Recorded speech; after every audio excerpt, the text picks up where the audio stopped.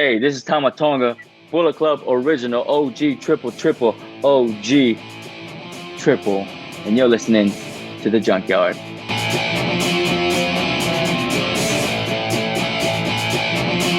Hey everybody, welcome to the next episode of the Junkyard. We are on episode number 3. I'm your host, Spencer Cantor, also known as number 11. I am Jovanni Hotty. And I am DDJ. You can also catch me on my podcast, What Do You Say with DDJ, that drops every Monday at 12 a.m. Shameless plug. You got to get that shameless plug in there, man. Part of the PWJ Pod Squad, so we always appreciate the shameless plugs as long as you're in PWJ. Everybody else, get the hell out. Thank you to everybody who has checked out our episode from last week with Tamatonga. Getting great reviews. I've listened to it about 2 or 3 times already again. I still get a pop from the Blood of AJ Styles bit. That was great. But yeah, if you haven't already, please make sure you check that out. And also check out, we have our predictions up and our review from AEW Full Gear. So if you're wondering why we don't touch upon that, if not a lot, that's why. So make sure you check that out. And then also check out our debut episode. So like I said, we're on episode 3 and let's just get into it.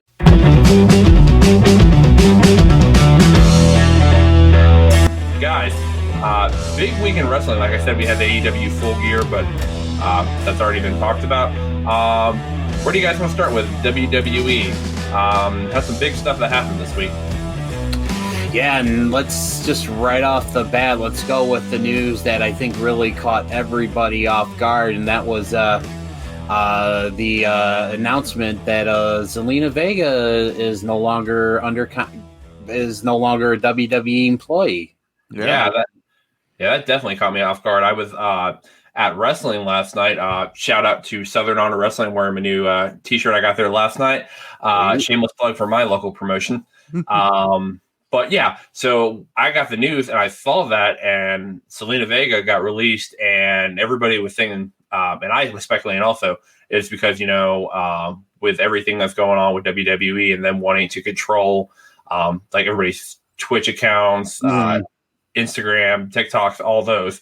She was like, nah, she's not having it. And then she made an OnlyFans account. But for your dirty perverts, she just posted her cosplay photos. I want to go ahead and make that clear because some people know what OnlyFans is. But then she made that account. I know. So she made that account, and then she made a tweet about 10 minutes actually before she was released, saying she supports unionization. Yep. And then people were thinking like, okay, maybe that's why she got released. But then people came out, I think like Sean Ressap and other people said she got released or was told she was going to get released that day. So she just went ahead and said, screw it. I don't care. I don't have anything else to lose.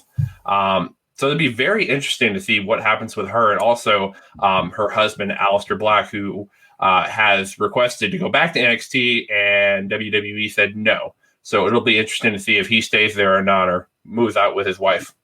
Right. Yeah, I think it's pretty much a foregone conclusion that, his request to go to NXT, where he was actually used properly, being denied. I think that pretty much the writing's on the wall. He's going to be gone after it's when his contract's up. Yeah, and guys, if you're a fan of Zelina Vega, if you're on Twitch, definitely give her a follow from, I think it's A to Z on YouTube. I know as soon as she was released, she went on Twitch, and her Twitch stream blew up. Yeah. I think there was like 5,000 people that were in there at the height of it. Right. And there were people giving away free subscriptions to the channel, tier 1 subscriptions. They were even doing it tonight when she went live to kind of interact with everybody again and, kind of get out some stuff that she didn't say yesterday. She kind of thanked everybody for still being there with her. Still had a good following today. So if you guys want to continue to support Zelina Vega, we need to really get behind these wrestlers who are starting to say, no, you guys can't keep making money off who I am. You might have given me the name, but this is me in a nutshell. So once again on Twitch, A to Z on YouTube for Zelina Vega. Yeah, and we will put that link in the description so you guys can make sure you check it out. Support Zelina. Also support Paige. We'll put her link in as well to her Twitch account.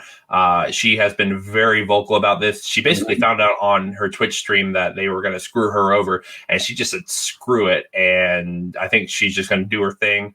WWE might release her, but she makes a ton of money from Twitch. So we support all the performers that want to go out and do their own thing. They should be able to do their own thing and not have to worry about WWE is doing to them. Some other people that I know for sure that have been very vocal with one AJ Styles.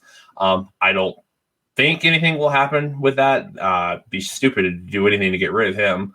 And then funny enough, I think Adam Cole and like the NXT performers, they can still have like their Twitch accounts and all stuff under their name, and they're not getting punished. So I guess like the main roster, and this is basically kind of creating a separation between Raw, SmackDown, and NXT now. It's like those main roster people, no, you got to follow this WWE umbrella, but the NXT people are kind of just being able to do their own thing, which is kind of strange, but that's just the way they're rolling.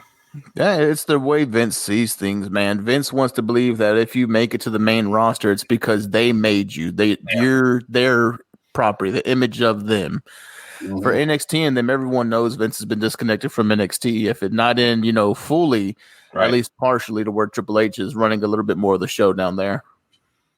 And it really shows because it seems like the morale of the NXT rosters is always a lot higher than the main roster. And I mean, again, you've got people like Aleister Black wanting to go to NXT. You had Tyler Breeze go back to NXT. You had Dango go back to NXT. Finn Balor.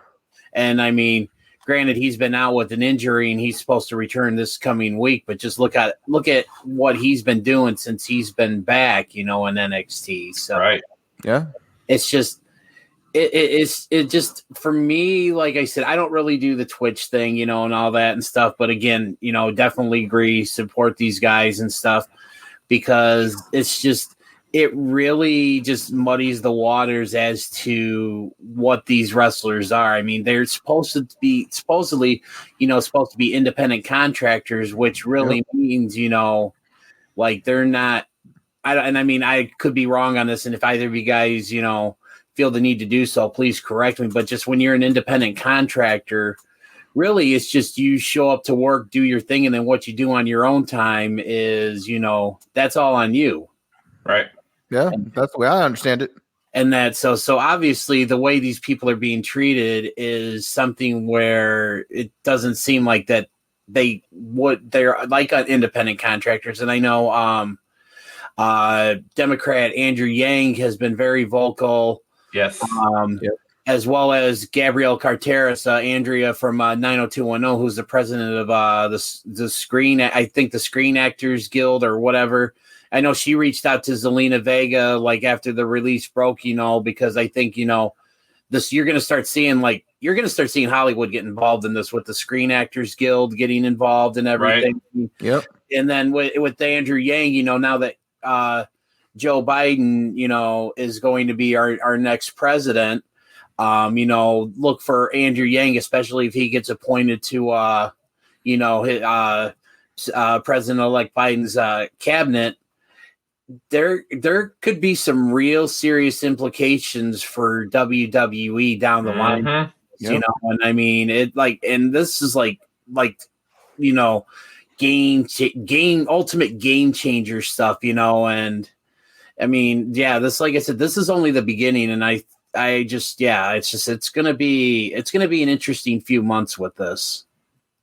Yeah, for sure. So like we said, we definitely support anybody that wants to go out and do their own thing. Right.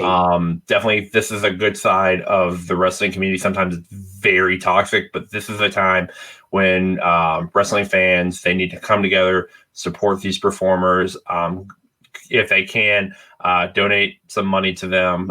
This is a very difficult time for them. But yes, Andrew Yang, he is definitely going to go after all this. He has said it multiple times. Yep. I support him. Sounds like Dennis does. Not sure.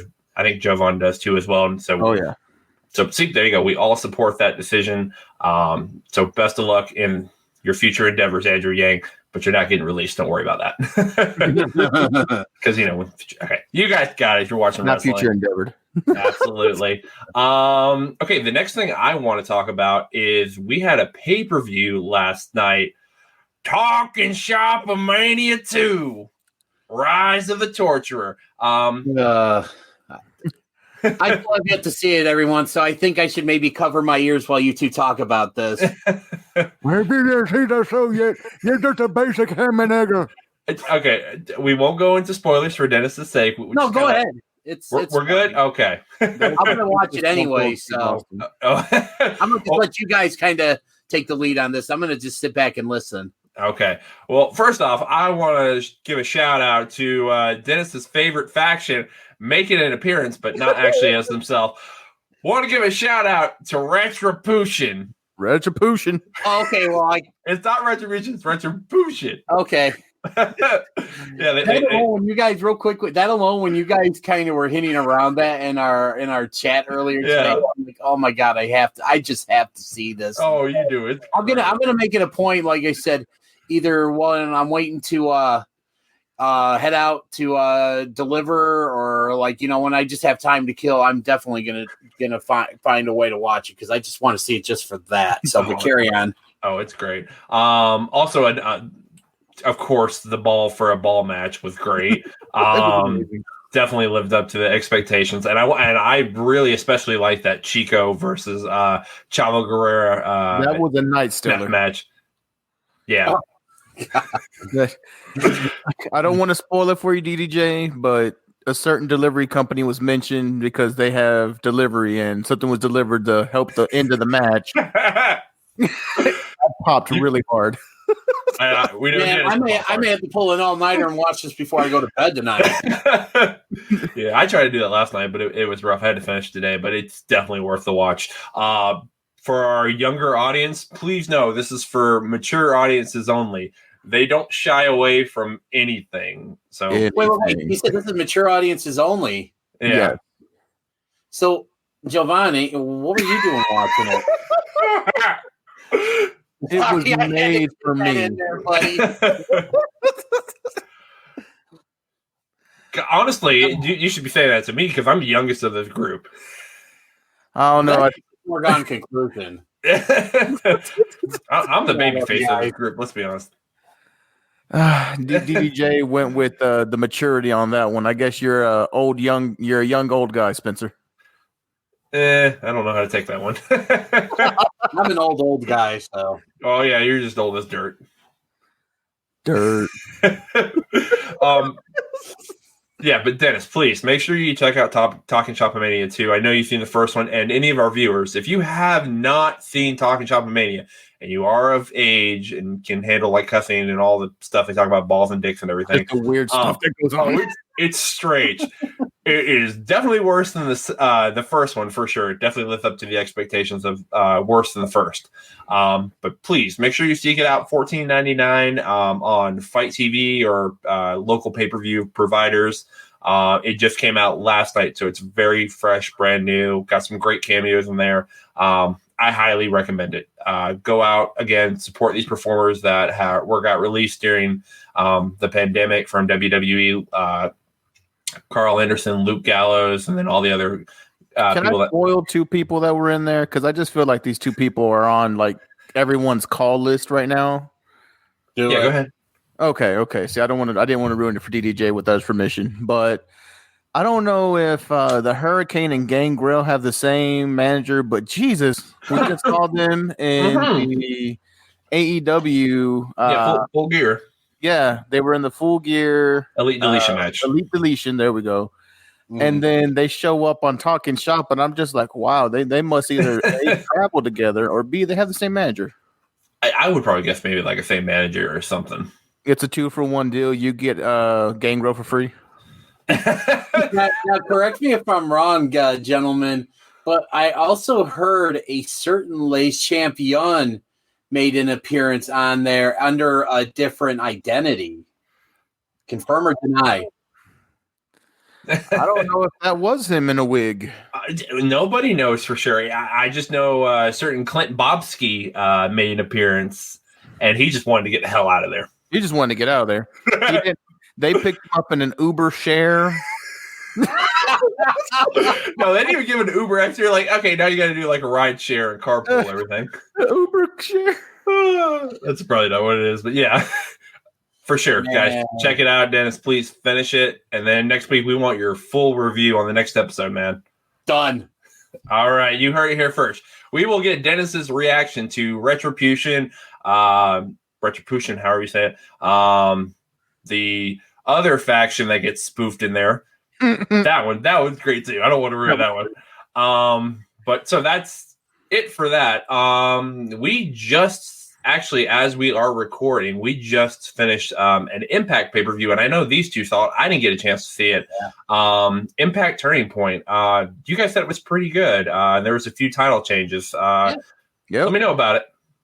Well, let's just start right off with we just got done talking about the show they put on last night. But give a big shout out to the new Impact Tag Team Champions, the Good Brothers. Good Brothers. And then also too, this event will have already happened by the time this episode drops. But congratulations to the new Knockouts champion and our guest on the most recent virtual markout, Miss Deonna Purrazzo. Yes. And before he goes on, you can watch that rewatch. I think it'll probably be up by the time this comes out. If not, it'll be up a few days after on our YouTube page, PW_Junkies. You can watch the Deonna Purrazzo rewatch because it'll have happened already. So just please make sure you guys check that out. It should be a great one. Again, this has already filmed before, but go ahead, Dennis. Yeah, I was just going to say, top to bottom, it was a really good show. It wasn't like a pay-per-view, right? But it wasn't an Impact. I think we were talking about it before we started recording. I think before Jovanni hopped on, it almost felt like it was like watching an episode of Saturday Night's Main Event or the Clash of the Champions and stuff. Right. Yeah. And I mean, again, overall, it was a very good show. I mean, we had a possible revelation of who might have shot Johnny Bravo. That's the best thing Impact has going. Who shot Johnny? Yeah. Well, it was Maggie Simpson.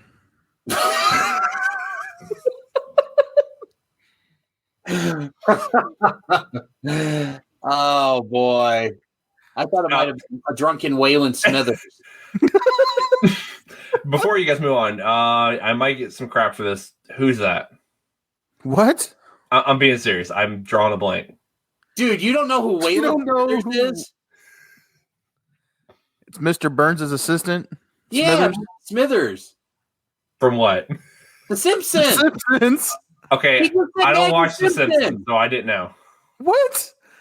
That was like the biggest story arc in Simpsons history is who shot Mr. Burns. Dude, remember the contest they had running during the summer? Yes. That was big, dude. That was even bigger than Dallas. Who shot JR? Yeah. That was my mind is blown right now. Can we have our first mind?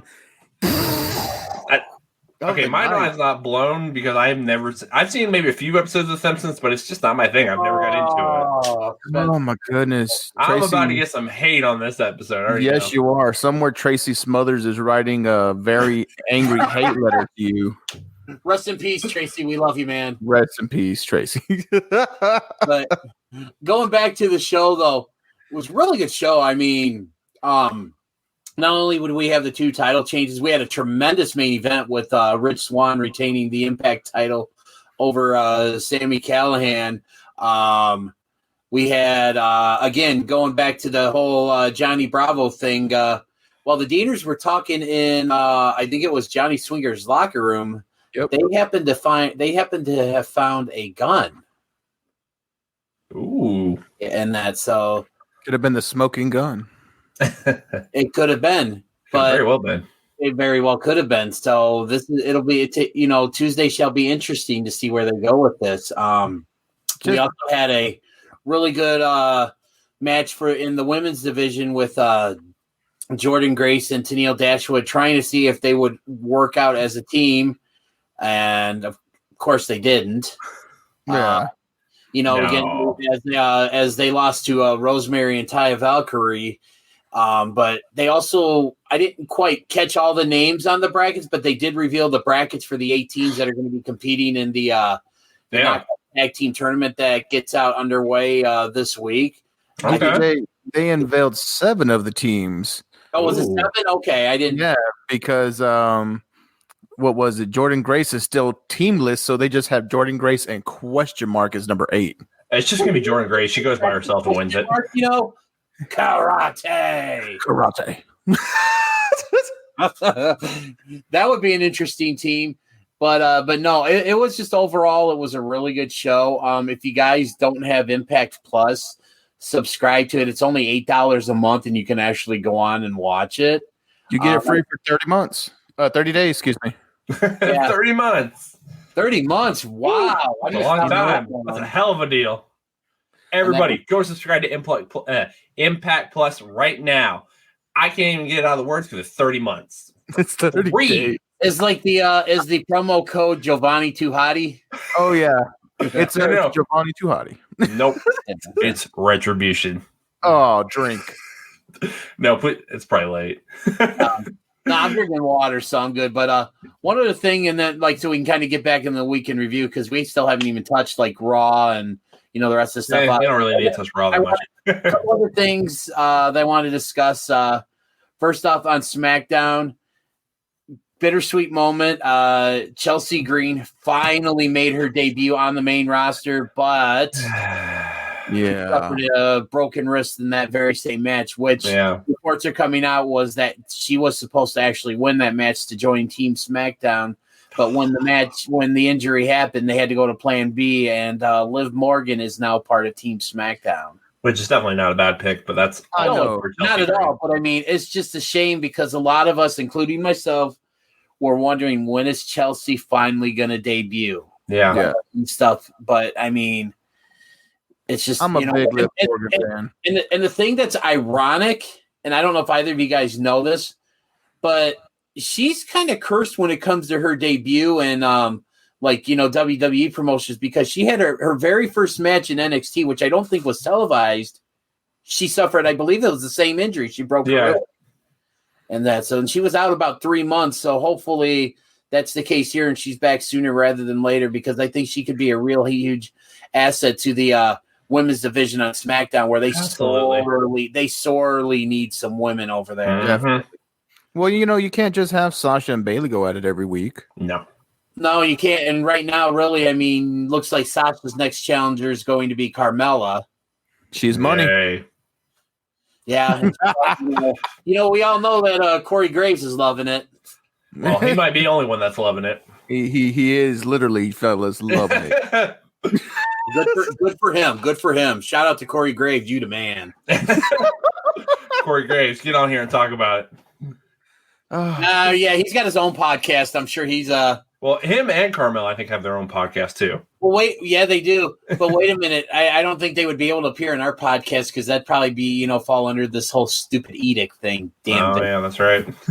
There we go again. WWE's politics. Yeah, run it for the PWJ. I don't know what I hate more: these WWE politics or Retribution. Oh, that's a hot debate topic right there. And that's so. And then just also too, and then just a couple other things I want to cover about WWE, and then you guys chime in. It looks like the men's Raw men's team and actually the women's team are both set. We've got for your Raw men's team, you've got your you got AJ Styles, you've got Sheamus, you've got Braun Strowman, you've got Riddle who just qualified, and then you got Keith Lee. So really good looking team. And then on the women's side for Raw, you got Shayna Baszler, Nia Jax, Dana Brooke, Mandy Rose, and Lana. And making its debut on tonight's episode is the first DDJ hot take. Oh, new segment alert. And when we I'll re-elaborate on this when we do our predictions for Survivor Series, but I'm calling it right now. Don't ask me why, because I think it's just a hunch. Team Raw, the women's Raw team, is going to win, and Lana's going to be your sole survivor. I'll go even one step further. Lana will be the sole survivor, and at one point, she's gonna put Nia Jax through a table. Ooh. Revenge. We're gonna get that babyface push. One take leads to another. Yep. And that's so. Third take here. Third take. I bet both y'all that doesn't happen. His third take is just like, nope. Yep. Doesn't happen. And then one other thing too, this Roman Reigns stuff is just continues to they just continue to knock it out of the park. Oh yeah. Again, it's just like he's basically got it now where like Jey Uso, if he wants to do anything, it's like, and I just actually thought about this just a second, but if Jey Uso wants to do anything, he has to get the approval of Roman Reigns, correct? Yeah. Does that sound eerily familiar to this whole, if you want to do something, you have to get the okay of the office? Yeah. Ooh. Real life storyline coming to life. Could be. Doesn't it always happen like that, though? There's always a little bit of truth in there. Right. That's what makes the best stories. Right. And now, let me hit you with this, DDJ, because I love where Roman is going with that, but SmackDown kind of confused me. And maybe they didn't really confuse me, but they ruined Raw for next week, which doesn't really matter. But why is McIntyre coming out and talking smack to Roman Reigns before he's even got his belt back? If it happens next week against Randy. I was thinking about that, and I was kind of thinking, this is kind of weird. I think it's one of those. I think they're trying to swerve us, they're going to do a double swerve, like they're going to swerve us into thinking that because of this, Drew's going to win, and then they're going to swerve us on Monday, and Randy's going to retain, which is what I think is going to happen. Right, and that's so because we've seen Drew versus Roman recently. It was at WrestleMania 35. Yep, we haven't seen Randy versus Orton. Randy versus Roman. Randy versus Orton. Book it. I deserve that one. But we're going to see Randy versus Roman. Like, it's something that we saw a few years ago. Yeah. But I really think, heel versus heel can actually work in this situation because we saw it a couple years ago with Brock Lesnar and the newly heel turned Daniel Bryan. Yeah, good point. Work, but it's just like, again, what is the point of a draft if we're going to see Raw guys on SmackDown and SmackDown guys on Raw? Well, how about another swerve for you, DDJ? Swerve away. We didn't see a Raw guy on SmackDown. We see a future SmackDown guy on SmackDown after he loses the title. Or after he loses his match for the title, and it's not Randy Orton that goes into Survivor Series, but maybe it's The Miz. Ooh. That very well could be. Yeah. Y'all know I like the real crazy out there stuff. I'd be down for that. It's not totally crazy because, The Miz does have the Money in the Bank, and he definitely will be champion at one point, unlike Otis, who they wasted. Still not over that. At least he got the win on SmackDown. Yeah. But yeah, we can definitely see that, and then that's an easy win for Roman to beat The Miz. Yep. I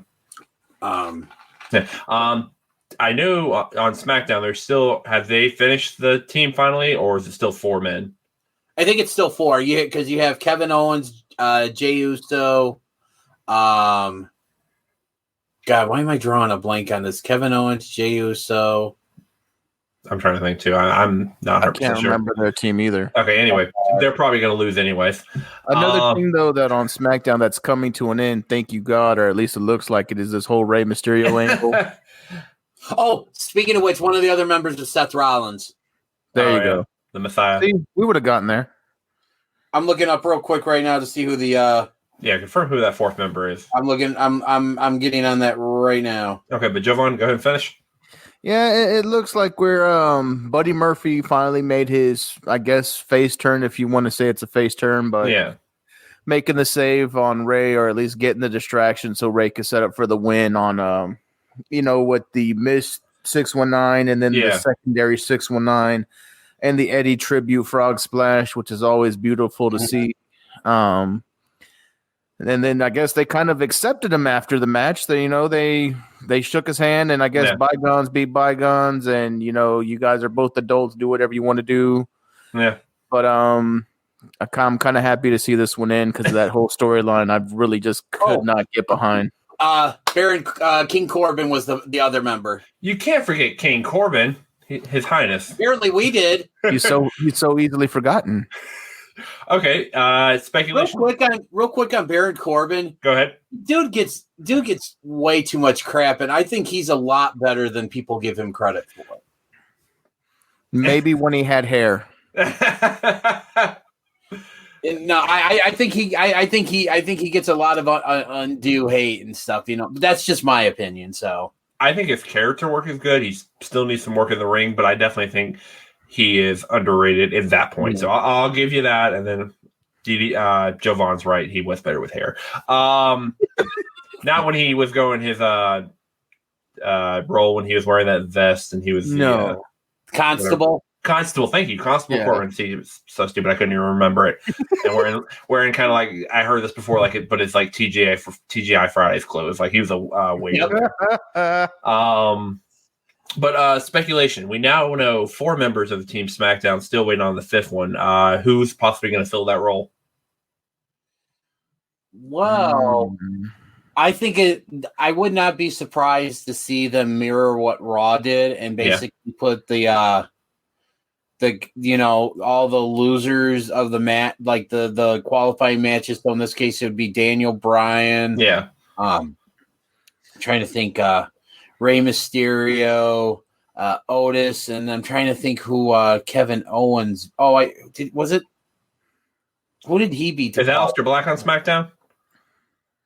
Yeah, that could be, but I mean, I honestly, right now with what we're talking about and with what's been going on with them, I would be very shocked if he were the team member.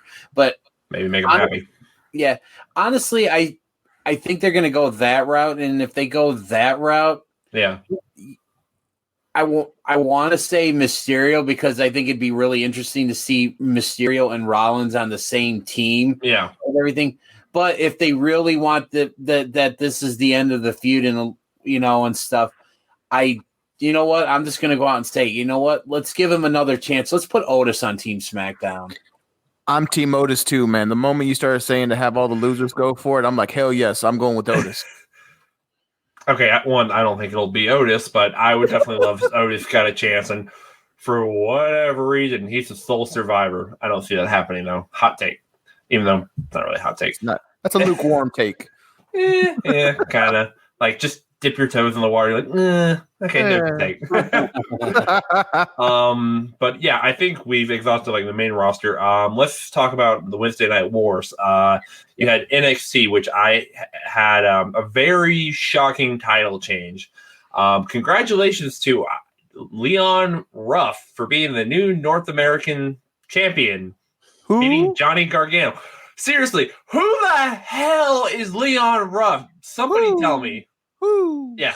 I know he was I know he's been involved with Evolve, and I believe he was one of the people that was signed to NXT. I mean, he had appeared on a few episodes, as an enhancement talent, and then I think he did some appearances on 205 Live. Right. But I believe once WWE bought Evolve, that was one of the contracts or whatever that they the guys that they're keeping from Evolve and bringing them on. And I know a lot of people are gonna say, like you said, who.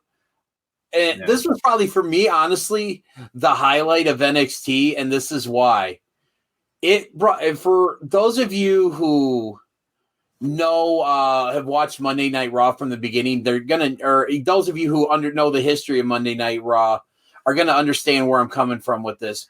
We go back to, I don't know, a very early episode of Raw. Razor Ramon, WWE Hall of Famer. Yeah, obviously he wasn't a Hall of Famer at this time. No, not yet. But is in the ring and he's fighting this guy who I believe was just being called the Kid. and he had appeared on a few shows. I believe he lost to Doink once, and and all that. Right. But all of a sudden, out of nowhere, the kid hits a moonsault, 1, 2, 3, and boom! Like what a lot of people call the upset of this decade, and it's actually, I believe, was one of the top highlights in Monday Night Raw's history. This virtual unknown just out of nowhere gets a win and goes on, to do just amazing things. And we all know what the 1, 2, 3 kid would go on to do. Yeah. I'm gonna not be crude on this one because I had a good one. Yes, but I'm gonna leave it in. I know what you're thinking. This is not not the time for it, but we'll talk about it later. And I kind of got that vibe with this, and it was from the reaction of the people, the fans that were actually there in the Capitol Wrestling Center. Then it was the reaction of Leon Ruff when he actually realized what happened. Mm-hmm. Yep. And man, I'll tell you what, Vic Joseph and Wade Barrett and Beth Phoenix on commentary sealed it. I mean, everybody from the referee, from Leon Ruff, from Johnny Gargano, obviously, from the crowd, from it just everybody was like, what the hell just happened? What did we see here? It was awesome. And just poor Leon Ruff is so tiny. David Priest came out to, congratulate him and put the belt around him. The belt was too big and too big. Yeah. So, and then just post-match, when Gargano is just raving in the back and he's interacting with Regal, it was perfect because Johnny Gargano's like, I rigged the wheel, and everything. Like, he's basically admitting he set this all up to make himself look good and give himself an easy win and to break the curse. Yeah. And he still lost. That's funny. I just thought that was just, honestly, the more I think about it, the more I love that whole segment. DDJ, I love you. Oh no. And I do, and I don't want to be that guy. I love you're gonna be that guy. So I love the kid. My dad, shout out Pops. It was his favorite wrestler because my dad said I could get dressed in a singlet and look like that dude. Wait, Leon Ruff's your dad's favorite wrestler? No, the kid. Oh, okay. Kid. I just want to make sure.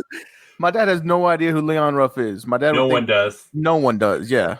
He's your new North American champion. That's who he is. Oh, that's a damn shame. Anyway, back to what I don't want to say hot take is, because I think there might be a contingency of junkies who might actually share my opinion on this. But this was the wrong move, man. You don't have an upstart beat Johnny Wrestling. I don't care if it was, by the way he did it, the distraction or whatever from Priest. Right. Dude, the dude just went to war with a legitimate contender. Then he comes out and it's a person barely higher than a local jobber, and they put the belt on him. Is Ruff going to be a transitional champion? Are we going to get someone else to put up? Are they going to keep it on him? Is it going to be I have such an issue with it because to me it brings down the prestige of the belt, man. You shouldn't have unknown people cut their teeth on the belt like that, especially there was the no way in hell chance that he was going to win, and he wins. That's a great miracle victory, kin to what Santino did, but this one to me just fell a little flat because at least when Santino did it, there was more involvement in the reason why he won. Yeah, and this one here with Leon, it's just. You know what? Cheers. You got the belt for now. We'll see how long it lasts. But if it goes just back to Gargano automatically, it's just like a waste. Why would you tarnish the prestige of the title? But I'm done with my rant on it. You know what, though? I see where you're coming from. And to answer your question about how long is he going to hold the title, I don't think it's going to be long. So, yes, I think he's going to be a transitional champion. But really, I mean, and I guess maybe I should, this is maybe more of a main roster thing, but when have the belts really meant anything as of late?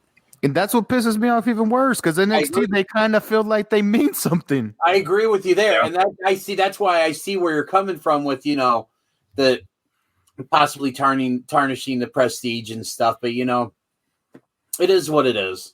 Yeah. I enjoyed it, for what it was and stuff. And I love Johnny Gargano. And I think, and stuff. And I think he'll get the belt back. He'll spin the wheel for it again. Make sure he doesn't rig it this time. Yeah, just actually spin it and be like, okay, I gotta fight Damian Priest again. Okay, I beat him. I'm good. But I want to go on record saying I actually agree with Jovan. I get your point, Dennis, about the shock win. Maybe if it wasn't for the title and it was just like a legit shock win, it might, just be okay. But then this just came as like, hey, this dude wins the North American title. Who the hell is he? No one really knows. Like, yes, he is an independent wrestler, but like when people have shock wins, some people actually knew who he was. And like, say somebody comes up to the main roster, they win a title. A la Paige. That's exactly what I was thinking. She had her run in NXT. She was an NXT champion. Then she comes up the main roster, beats AJ Lee first night, wins the title. See, that's a good shock win. And then the Santino one, Bobby Lashley got involved and helped him win that one. This one, I don't even really know what happened. I didn't watch NXT. Nothing really happened. Damian Priest just stood there, and it was like, oh, it's Priest. Okay, so he just kind of distracted Johnny. So really nothing. Gotcha. So not okay with it. Wrong call, NXT. Let's talk a little bit about AEW. Real quick before we go to AEW, we had the big reveal of who the person with the Scream mask, and just gonna get right to it. It was Indy Hartwell. Okay, now we can go on to That's how that show went. It was just it was a bad Wednesday for them. Yeah. But not a bad Wednesday for AEW. It was actually a really good show. Very good follow-up to Full Gear. Yes, absolutely. We had some great matches, some big storyline developments. First, I want to get off the thing everybody had been talking about right before Dynamite. Tony Khan, he actually sent out a tweet, and probably honestly should get his Twitter taken away for some of the things he tweets, just because he kind of hypes people up and says, oh, yeah, we got this big show coming, and it was a good show, don't get me wrong, but he says, we got this balance of power is going to shift tonight, and everybody's like, what the hell's happening? And there were reports saying it should have been an Invasion, maybe New Japan, Impact, ROH, we don't know exactly who it was, but because, Kenta was teasing that he was coming after Jon Moxley, because Jon Moxley, if you don't know, is the IWGP US champion. So there was all this hubbub of like, okay, what's going to go down tonight? Nothing really went down. The only big thing the only thing that went down, I'll get into that. Pac came back finally after 8 months gone. Don't get me wrong. I pop for that. I'm happy Pac is back and how they're going to do the thing with Eddie Kingston, reform the Death Triangle. Absolutely. But Tony Khan, man, you're promising things and you're not delivering on. I love AEW. I will continue to support AEW. But you got the fans hyped up for really nothing. You still put on a hell of a show. The Junkyard match was phenomenal. QT Marshall shined in that match. He made me a fan. He made him a star. Like, I instantly had not been on board with the National Nightmares, but once that match, they basically just let him at it. They were bleeding. QT Marshall did an elbow drop off the top of a ladder. Crazy man. Just a great finish there. Then you had the Penta L0M and Phoenix match number 2, basically trying to take each other's mask off and try to destroy each other. Yep. Amazing story. Please go out of your way to check both those matches out. Tay Conti got her win against Red Velvet. Oh, yeah. She looks amazing. She will eventually join the Dark Order. Not a hot take. That's going to happen. It's not going to happen. Hot take. Not a prediction. It's a spoiler. Not a spoiler, not a prediction. It's not going to happen. Hot take. Right. We had Matt Sydal, I think his WWE run. He fought Brian Cage. I think, was it for the FTW? I don't think it was an FTW. No, just a match. Okay. Just a normal match. It was just a normal match, but man, it was a really good big guy versus little guy match. Dude, the ending to that match was nuts. Yep. Go ahead and just tell me about it, because like I had trouble with. I use YouTube TV and they were having terrible issues, so I kind of missed the first half of AEW. So the ending of the match, Seidel goes up on the top rope, and it's looking like he's going to try to hit something. I don't know if it was going to be. I know it couldn't be the press. It wasn't the shooting star press because Cage was already on his feet. Yeah. But Seidel looks like he's trying to either do maybe a Hurricane Rana or something on him. Cage catches him midair and freaking straight into the drill claw. Oh, that's nice. Yeah. And I love that move, but just the catch into it, I was like, oh crap, that's brutal. Okay. Yeah, Dev's go ahead. I was gonna say, like, kind of go, feeding off Jovanni here. Again, we all know Brian Cage is like jacked. I mean, like, and stuff. But even though he's as big a guy as he is, you got to have, a certain something to be able to catch a guy who's like, I don't know what Matt Seidel is. He's like, 180, 190, 200 maybe. Yeah. The guy to catch him, a guy who's throwing all his weight at you, to catch him, hold him up in the air, and just basically go into that finishing move. I mean, it takes a really strong guy to do something like that. So that could have really easily landed in a Botchamania freaking replay. Yeah. But they landed it and it looked like magic. Yeah, you don't want Matt Seidel in another Botchamania replay after All Out when he botched his shooting star press. I was just gonna say it's not his fault that Michael Nakazawa put oil on the turnbuckle before. That's what you call sour grapes, buddy. Nakazawa. Yeah, Nakazawa. Yeah. Or wait a minute, was it Colt Cabana as Michael Nakazawa? Oh. Yes. Yeah. Bum bum bum. Boom boom boom. But yeah, and then post match you had Ricky Starks and Brian Cage both say they want to go after the TNT Championship. I think Ricky will get the first crack at Darby. Could be a possible interesting development there with both of them going after the same title. Right. And then we had I think there was Cody did Cody get involved? And I want to talk about that's right, the Cody thing. Cody comes out, to talk, and then this girl comes out. What's her name? Cargill. Jade Cargill. Thank you. She comes out, and nobody really knows the people know what's going on, but the fans are like, what the hell is going on? And she's like, yeah, she's got this big client coming, and for whatever reason, we've been hearing that maybe Ryback's coming to AEW, and everybody's like, no, I don't know about that one.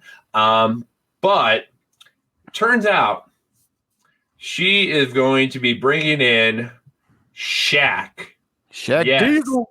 Shaq Diesel. Yeah, Shaq Fu. Yes, that Shaq from Lakers fame, Miami Heat, Orlando Magic, whatever. Inside the NBA on TNT. Yeah. Grown-ups. Yes. Part two. I just watched that tonight. Kazam. We'll just go ahead and name everything he's in. But that was one of my favorites growing up. Which one was that, Austin? What was it, Blue Chips, or where he was like a college basketball player? I think Nick Nolte was in the movie. Yes. Never seen it. I can't remember. Something else. I can't remember. Blue Chip. It probably is. I probably got the title Botchamania worthy there. Probably. Go on IMDb if you want to know everything Shaq's doing, because he is a very busy man right now, because it's going to be on my mind while you could carry on. All right. But yeah, he is a very busy man. You had Shaq Life. So Shaq is like the face of TNT. When you think TNT, you kind of think Shaq, because he's everywhere basically. So this will be, and he was actually at the backstage at Full Gear and also on Being the Elite. So it's going to be very interesting to see what they do with Shaq and Cody, and when they eventually have their match. Pat McAfee has come to NXT recently, and he had that star power, having the Pat McAfee show, being a punter in the NFL, and he's brought that kind of star power to NXT. So is this kind of what TNT's kind of doing? Because they did it with Mike Tyson. That was supposed to, I think, involve something more, but that never did. But now they're trying to bring in Shaq, I guess maybe to try to get more that casual viewer eyes onto TNT. And real quick, you mentioned Pat McAfee. That's one thing we didn't mention talking about NXT. Shout out to Pat McAfee because he has been killing it. Like I love this group that he's got with him with Pete Dunne and Oni Lurkin and Danny Burch. And also, we talking about Shaq with that casual fan appeal, and possibly there's a lot of people out there that are shitting on this already. DDJ, I just want to say that I came to wrestle because I told Pat told me to tell Kobe, and Kobe said, I'm little brother, you big brother, and I like Cody Rhodes, and I wear his shirt on my Shaq Life, but I like to wrestle. I wrestle Big Show, but yeah, thank you, DDJ. That really crappy Shaquille O'Neal impersonation was done by our very own Jovanni Hotty. I'll be here all night. I did find it. I was right. It was called Blue Chips. Came out in 1994. No, it's called Blue Chew. Blue Chew. Sponsors of the joke. But anyways, going back into what I was talking about with this whole thing with the people shitting on this, we always talk about how awesome the wrestling community is, and we see it a lot, especially in the group, the Pro Wrestling Junkies Facebook group, because we got a lot of really cool people there. Yeah, make sure you join. At the same time, wrestling fans can be so toxic and so negative. Mm-hmm. Mm-hmm.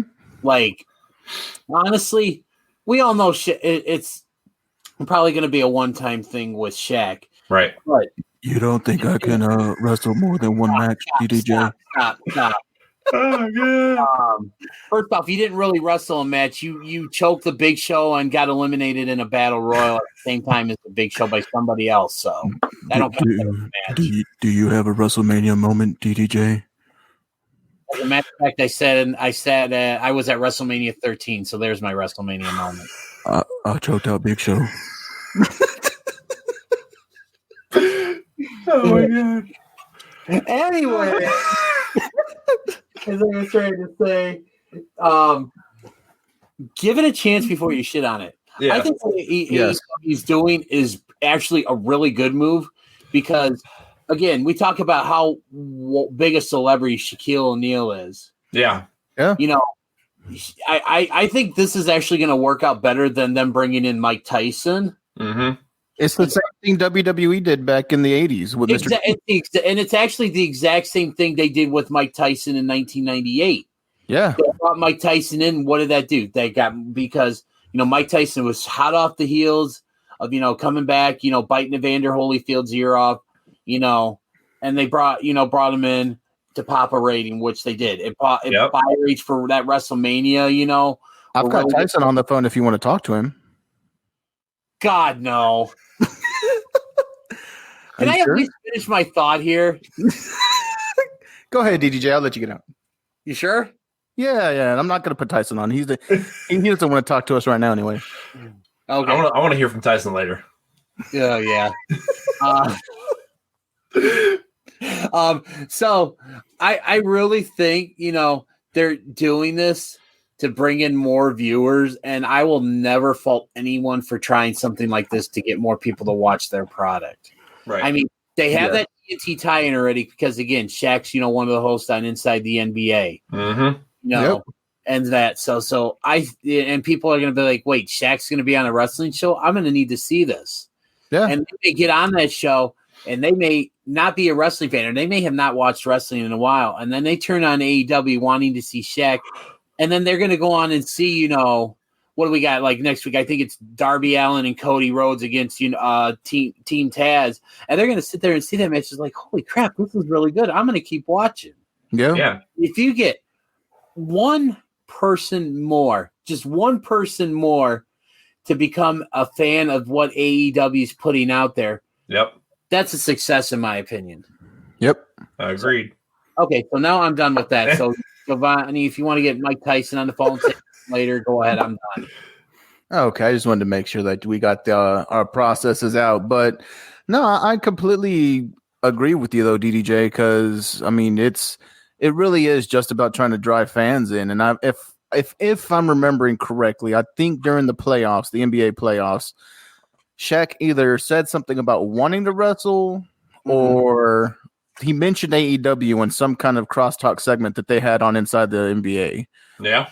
He was also backstage at Full Gear, and I think if you saw the BT episode that came out the Monday after, you clearly saw him, and he made an appearance on BTE. Mm-hmm. Yep.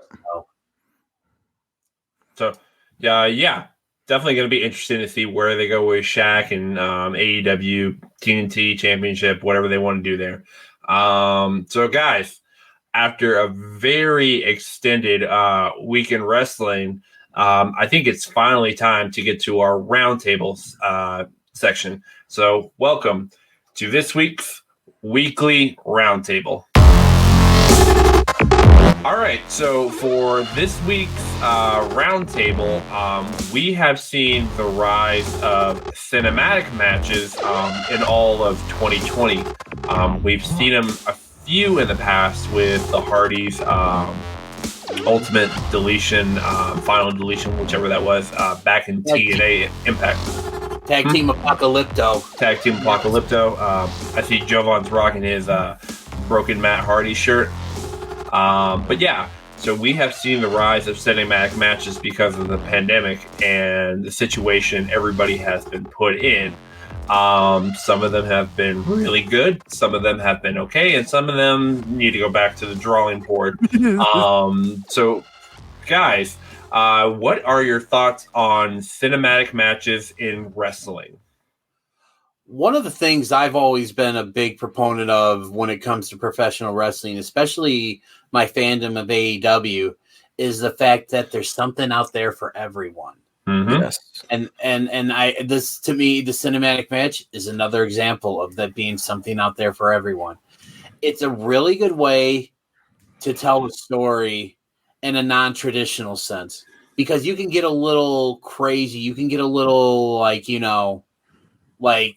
enhancing these guys. You look at let's just talk about the pioneer and the godfather of the cinematic match, and Jovanni repping him on his t-shirt there, Matt Hardy. I mean, I remember when I first heard about this, I was like, what? And then I saw it, and I believe the first one was Ultimate Deletion, and it was Matt versus Jeff. Right. Yes. And it was just I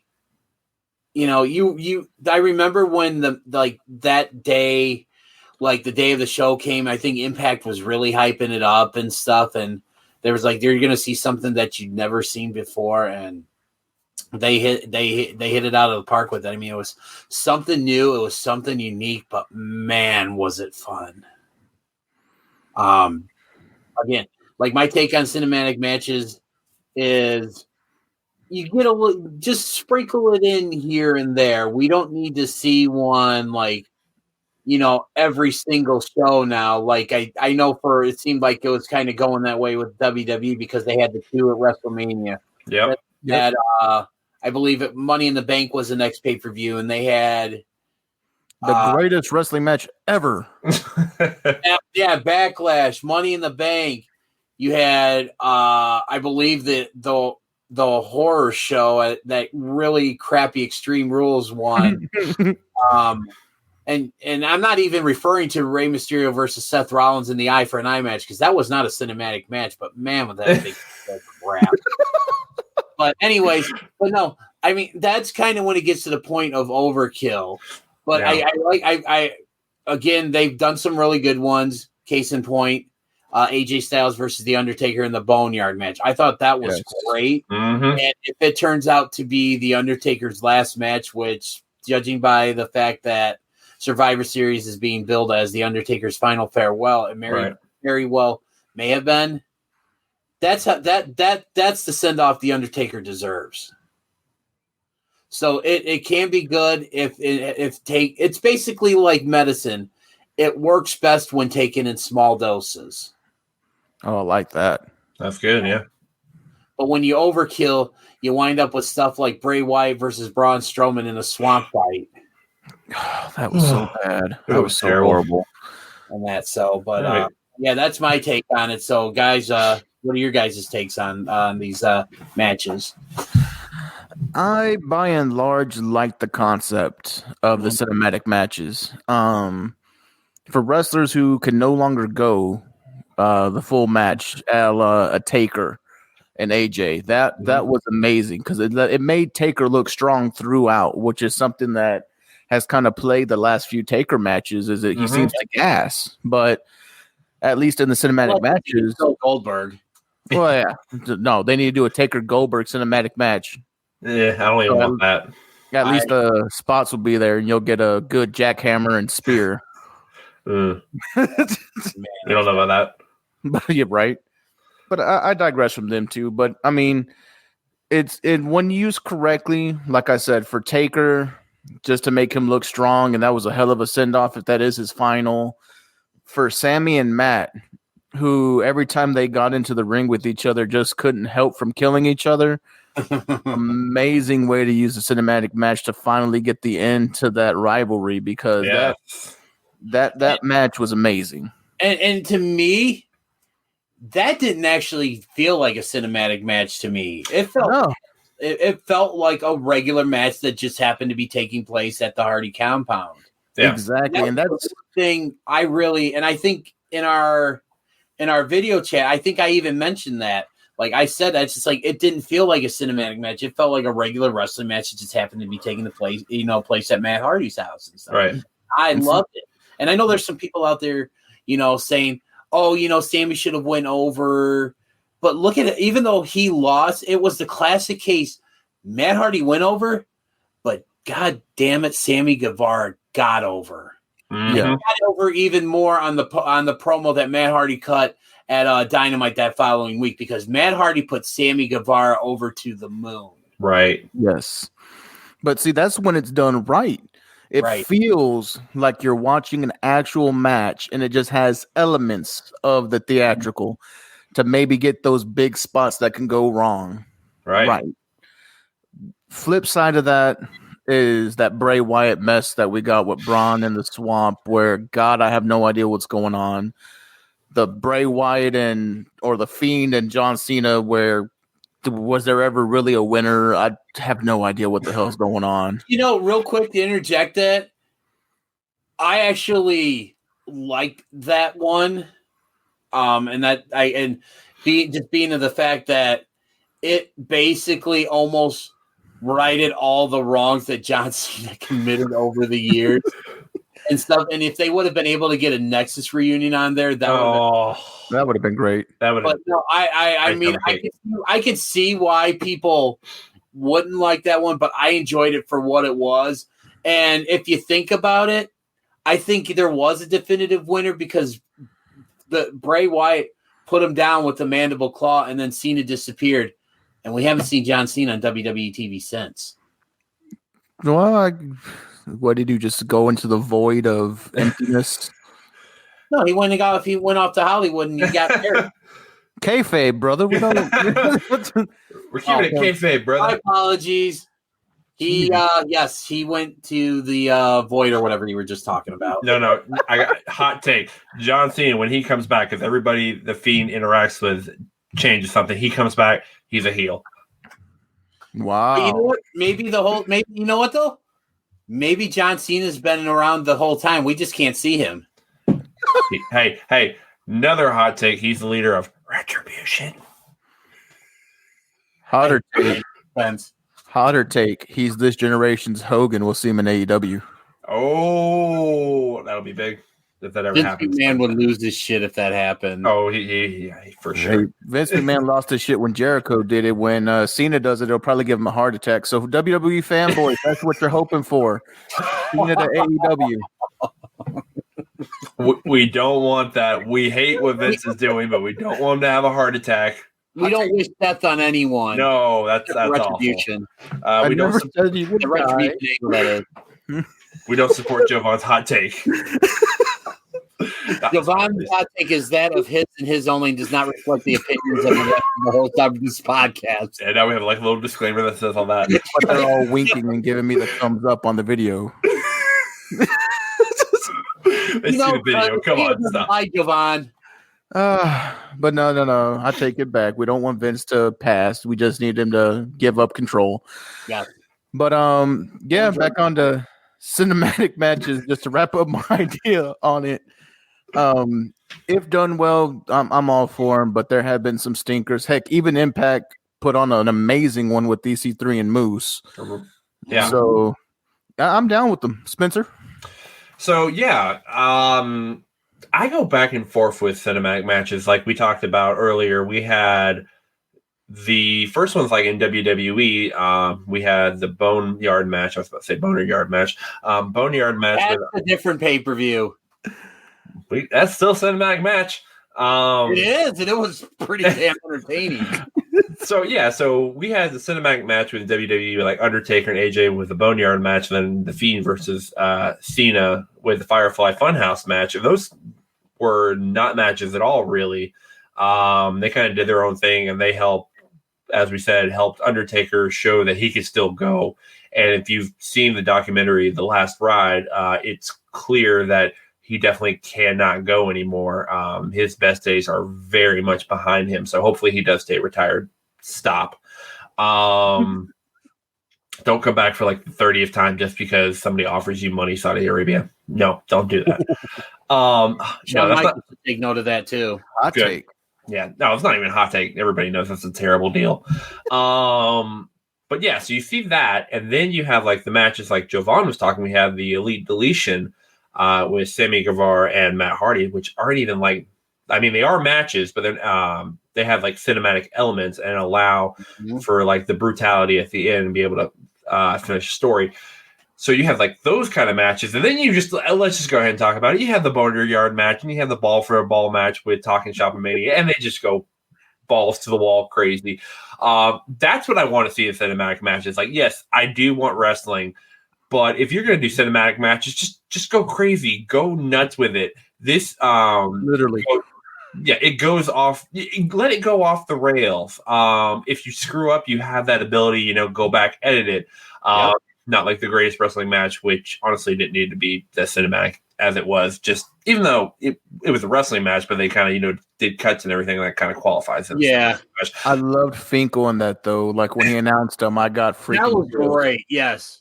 Yeah, so any of those are like cinematic matches, and then of course we have to talk about the big one that happened this year: the Stadium Stampede from Double or Nothing, Inner Circle versus the Elite.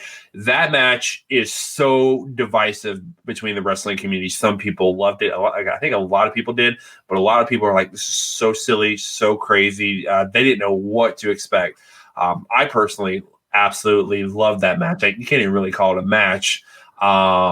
But the Stadium Stampede is just amazing on its own. Yes. With all these different cinematic matches, what do you kind of define as a cinematic match? And where do you see the future going with cinematic matches? So for me, basically to me, what defines, what I would consider to be a cinematic match is just when you you guys are going and you're hearing background music. Sounds like, you're watching an action movie. Right. You're seeing we'll use Matt Hardy for an example, using those Roman candles or whatever those things are. He usually winds up bringing out, he shoots the fire stuff like, did to Sammy, which again, shout out to Sammy Guevara for taking those, because those had to burn. When you see things like Hurricane Helms getting thrown into the lake of reincarnation, and the next thing you know, we see ace reporter Gregory Helms, or we see like in the Stadium Stampede, we saw all the different faces of Matt Hardy, when he was getting dunked in that pool or whatever and stuff. Yeah. And you when you see things that are just, I would to quote 80s cartoon gem, things that are truly, truly outrageous and stuff that are just like, that you wouldn't see in a normal match, and that you could tell couldn't happen in a normal match. Mm-hmm. Yes. And that to me, that's the kind of things that define a cinematic match.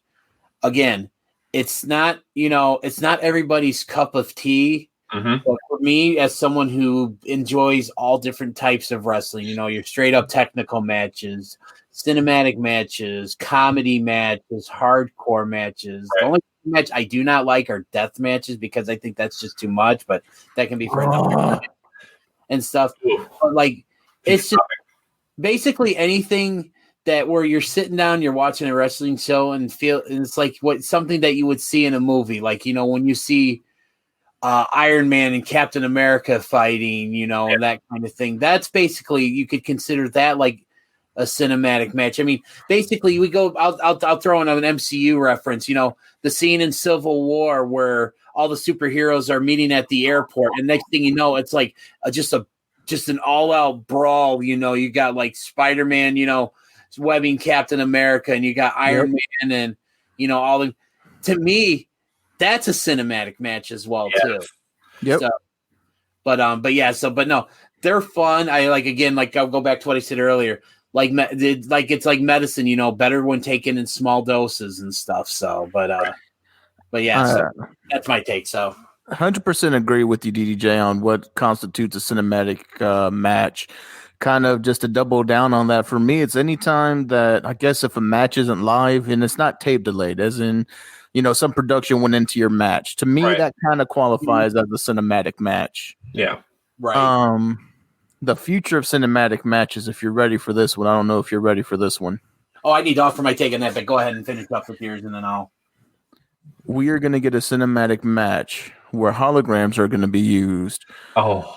And some of our favorite legends are going to be able to have one of those fantasy booking type of matches. And just imagine a CGI or hologram Randy the Macho Man Savage coming down with an elbow. I think that's where we get eventually when they figure out how to do it. But at that point, don't you kind of think that's when they're jumping the shark with these? Oh, yeah. No. I never said it was going to be good. No, he's not saying it's good. I mean, I just think that if they go to that point, I think that's going to kind of be like, all right, that's it. They're done with these. But It's just going real to quick, be a cinematic rumble, and the only thing you hear is, "Ooh, yeah!" And here comes a freaking CGI Macho Man hat and all. oh man. But no, my whole thing is, and I'll make this real quick and stuff, and then we can, if you need to say anything more, Jovanni, we can go to Spencer and his thoughts. For me, the future of cinematic matches I think we're going to see them on a somewhat consistent basis. And when I say consistent basis, like maybe one every, one from AEW, one from WWE, one from Impact. You're going to see like maybe every of their big pay-per-views maybe, or something like that. Mm-hmm. Because for WWE, maybe not but if we'll see one at WrestleMania, we'll see one, SummerSlam, and, maybe Money in the Bank or something like this. We're going to see them on a more consistent basis for as long as this COVID thing's going on. Yeah. Because a lot of times it's maybe more of a safety thing that we're seeing more of these. But I mean, at the same time, I don't know. I'm just spouting off at the, just at the mouth right now on that. But oh no, we may not see him as much, but I think we're still going to see him because I definitely feel like they do have a place in today's wrestling. Yeah, I got you. Sorry to the audio listeners, DDJ froze a little bit, but we're going to get back on track. So for my take on the future of cinematic wrestling, I definitely agree with you. I think it is here to stay. I think we will be seeing it on like a constant basis.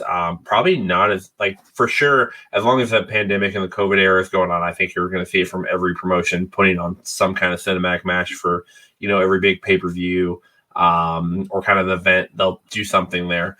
I also see with the future of cinematic matches, if wrestlers are injured or can't go and they are scheduled for a match like The Undertaker, or when Britt Baker fought Big Swole at All Out, she wasn't 100% yet. They did like that dentist pull your out. Yep. They did that because she wasn't 100%, and they filmed it and they were okay to do spots, and she didn't really have to do much there. So that's kind of what I see with the cinematic matches is it'll allow wrestlers that are either injured or almost close to being fully healed a chance to actually still be on the product and be able to sort of wrestle in some capacity and, be able to keep their momentum up.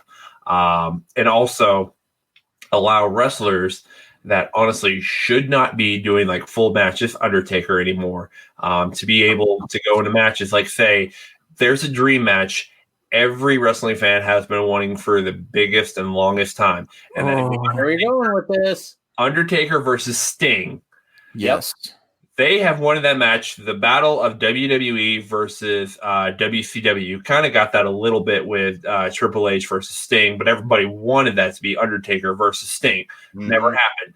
With the future cinematic matches, you can get some of these I'm sorry to say this, but they are old timers, legends to basically go at it and they can perform it safe. And I have heard it from other people, like they can get like stunt doubles or something with the way they cut it. They could definitely make it look like they're going full-fledged, but just get those close-ups of them and everything. Could easily do that and somehow give us that match and satisfy people. So that's kind of where I see the future of cinematic matches. Do you guys have any more takes on that? Kind of just really quick feeding off on what you just brought up. I think that is the way to go so that we can if Taker does do one more match, this has to be the match. There's no other reason for him to come back and do a match. I think this would be the only match that the fans would be like, all right, we've been wanting this for years and stuff. Like I think this is the match that the only match the fans would accept Taker coming back for. And again, I think even after the couple days after that match aired on WrestleMania, I think on Busted Open, the discussion was that's how you can pull off Undertaker versus Sting at this point. So I would say if any match deserves the cinematic match treatment to make it look good, it's this one. So, and that's all I got for this. Okay. Jovan? I'm good to go. You're good to go. Okay. Before we move on to the end of cinematic matches, guys, I know we've been talking about them. Just kind of let the people know what have been your favorite matches and also why. Giovanni, why don't you lead us off on this one, buddy? I guess we'll just give top 3 favorite ones real quick.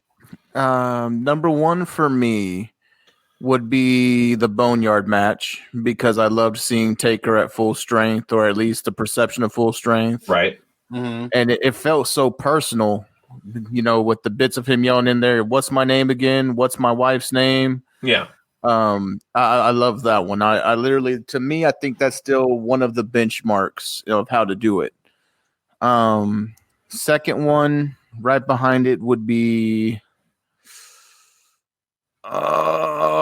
maybe I'll put it out there. The Elite Deletion was real good. I think that's taking my second spot just because it gave us a good way to wrap up a feud between two workers who were dangerous with each other.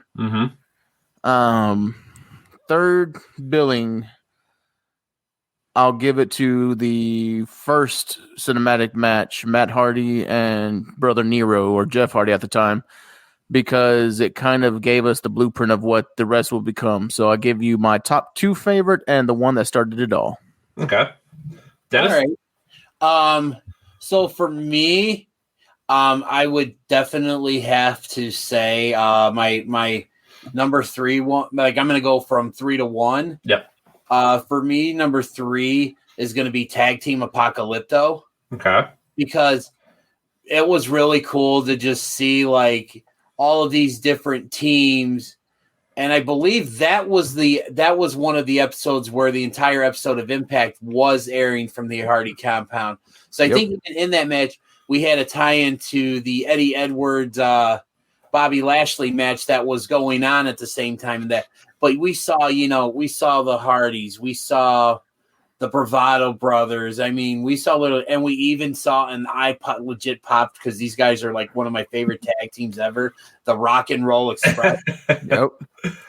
And poor Ricky Morton, I'm surprised they were able to get him down from the Skyjack. and that. So, but no, that was like really cool just to see all those different teams. I'm gonna say number 2 was the Boneyard match with AJ and the Undertaker for basically the same reasons, Jovanni, like, because again, what I said earlier, it made the Undertaker look strong. It felt personal, and it was the send off that the Undertaker deserved. Yeah. And number 1 match, and I don't remember if it was what the title of it was called. I want to say maybe the Final Deletion 2. It was the Broken Hardys versus Decay, and that was a bit Crazy Steve. That was just unbelievable. And it's just oh god, that was that. Like I said, that's probably my favorite one was the Hardys versus Decay. Nice. So okay. So I'll finish off with my top 3. I think I've seen like the first Impact ones, but I don't really remember those very well, so I will not be rating those. So I'll kind of go with just recent memory. I think number 3, I'm going to go with the Elite Deletion. I really love the story that Sammy and Matt played, and the aspect of mixing with the wrestling, like very little cinematics, but still some. They were able to pretty much put a bow on a great story. Didn't really have a great I think it was maybe supposed to be a blow off at All Out, but then that whole thing happened with Matt Hardy and falling off and busting ahead. So they basically you feel that storyline into this, and we're able to cap it off. So it was a pretty good cinematic match, but not technically a cinematic match, but still great. Number 2, I'm honestly surprised, Dennis, you didn't mention this one, or even Jovan, but the Stadium Stampede. I'm sorry, I loved it. I loved what they did. It was like 45 minutes of just absolute craziness. Yes. You had some amazing spots in there. You had Jake Hager and then Hangman. They were fighting like Kenny Omega. They were all having like a beer or a drink or something. Then like spots on the table in the bar and everything. That was crazy. Matt Hardy going into the water, fighting Santana and Ortiz. Then you had Sammy, of course, getting not run over, but at least getting chased by the golf cart. And then Matt, I think, Northern Lights suplexing him the entire length of the field.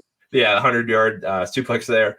Then you had Chris Jericho, Judas Effect, the mascot, and then Aubrey Edwards, the challenge flag, and then he did the whole challenge thing. And on his pod, he was like, he's from Canada, so he didn't really know what the hell was going on. So that was a great spot. And then you had Kenny Omega finish off Sammy Guevara with a one-winged angel, and I think they said they wanted to do it like from the top of the stadium, which would have been insane. Thankfully, they didn't do that, but they just did it like pretty high up. And Sammy Guevara was definitely, big MVP on that match. But I got to stick with it, guys. I think the number 1 cinematic match, and I think everyone needs to see, is that Boneyard match. That is like one of the top standards you had. I think Jeremy Borash was one of the men behind it.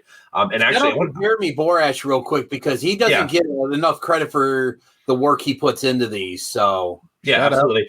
He was. I think he was behind like all the Impact matches with Matt Hardy. The Final Edition tag team Apocalypto. You had that tag match with Crazy Steve, and which, by the way, I looked it up. It was called Delete or Decay. Okay, Delete or Decay. Thank you. So yeah, and then he kind of came in to NXT, and I think he on the one with Bray Wyatt and Matt Hardy too. Yes, he was. They brought that, like they had him come on as a consultant for that. Yeah, and that was a good one too. Not as good as their Impact match, Matt Hardy's Impact run, but still a good job. But then it was like kind of like they started like overusing it, like NXT. And I know they did a few of them. I never got a chance to see them. I think didn't Johnny Gargano and Tommaso Ciampa have one too? They had the one in the empty arena, and then they also had the parking lot one with Adam Cole and Velveteen Dream. Yeah, we're not going to talk about him. But yeah, so definitely shout out to the Boneyard match. That was amazing. Please go out of your way if you haven't. I know WrestleMania 36 was strange, but 2 of the highlights that came out of that were the Boneyard match and that Firefly Funhouse match. It's not really a match, but it just the storytelling that was done in that is very well done. I want to give an honorable mention. I've already mentioned it before, but please, if you are old enough, go out, watch the Boneyard match or Ball for Ball match. Those are some of the craziest, most insane cinematic matches, and I can't wait to see what those crazy idiots do next. Shout out to Gallif and Anderson, who have been past guests on our virtual markouts, even before it was called that. Spencer, don't forget the death match was also a cinematic match, so that's right. Too, they need to watch. Oh yeah, definitely watch the death match with Chico, El Luchador, and Chavo Guerrero. That was great too. Real quick before we move on, you mentioned about being shocked that neither one of us included Stadium Stampede. If we had done top 5, that would have been in my top 5. Definitely. Okay, well, we did top 3, so I got to give love where love is due. Absolutely. But yeah, guys, do we have anything else you guys want to say about cinematic matches, or have we said our piece? No, I'm feeling the need to educate some people now. Oh, ooh! All right, it is now time for the final segment of the show, where I get some much needed match advice from Professors Jovanni, Hotty, and Professor DDJ. So, guys, it is time to go to class.